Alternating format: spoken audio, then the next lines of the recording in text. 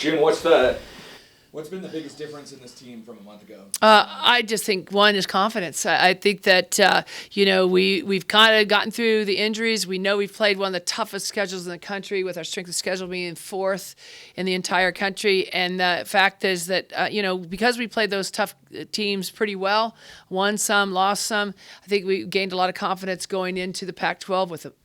What's been the biggest adjustment with Hurstova out and the other injuries? I think with Brown and Histova out, the biggest thing is that our automatic scorers are gone and our two top rebounders. I think the other thing is, in particular, Lou Brown provided enormous floor leadership. So we've had to adjust to a little bit of not just the physical part of the points being scored and rebounding, but obviously the leadership that in particular Brown provided. But I think that we're starting to get some really good consistent play from a lot of our young players, our freshmen and sophomores, and our juniors. And I think people are understanding that their roles have changed, and they're getting comfortable in their roles, and they're trying to improve their role each day. And how are those injuries coming along? The injuries are not progressing the way any of us would want. But anytime you especially with basketball, you have foot injuries, it's important that they're completely healed. And doctors, the medical staff, training staff's doing a great job with them, but the body will heal when the body's ready. Chanelle was a top recruit, but how has she exceeded expectations for you? I think that Chanelle, being a 5-star recruit, coming in, I had the privilege of watching her since her freshman year in high school, and watched her win state in volleyball and basketball. I think that she's understanding the pace of the Pac-12 is a lot different than anything she experienced, obviously, in high school and some of the preseason games that we had. I think that she doesn't have to think that much out there anymore on the offensive and defensive systems, where at the beginning of her career she had to think them through because they were all new to run the Washington State systems. So she's not thinking as much, which allows her to relax and just play. I think she knows that her teammates and her coaching staff have enormous confidence in her, and we'd like to see her, shoot the basketball more and get more involved offensively.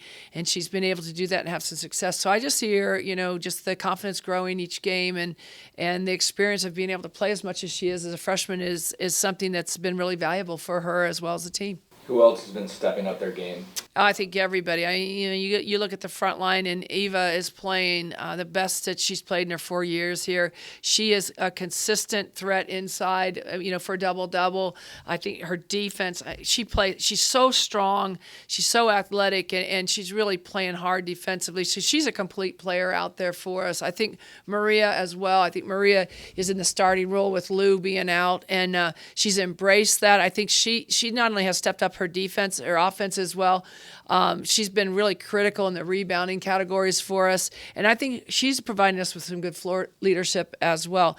And then you go right down the list. I mean, Alexis Sweedland, playing some very, very good basketball on both ends now.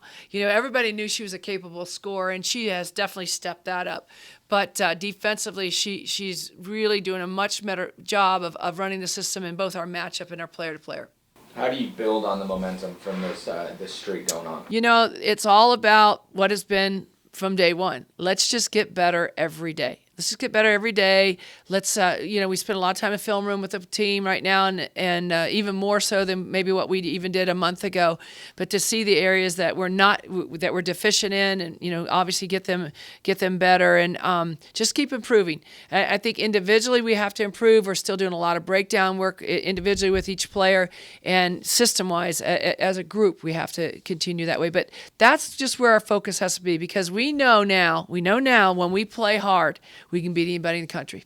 And can you just talk a little bit about the matchups this weekend? You're going to Arizona State, and Arizona State, one of the best teams in the country once again. I mean, another ranked team. Every single one is a tough matchup. So, what are your expectations? Well, first of all, we're expecting some sunshine. We've had 30 days straight of snow here on the Palouse, and don't get me wrong, it's nice. It's part of winter, but it'll be nice to see the sun. But we're going down for 2 really tough games in the desert.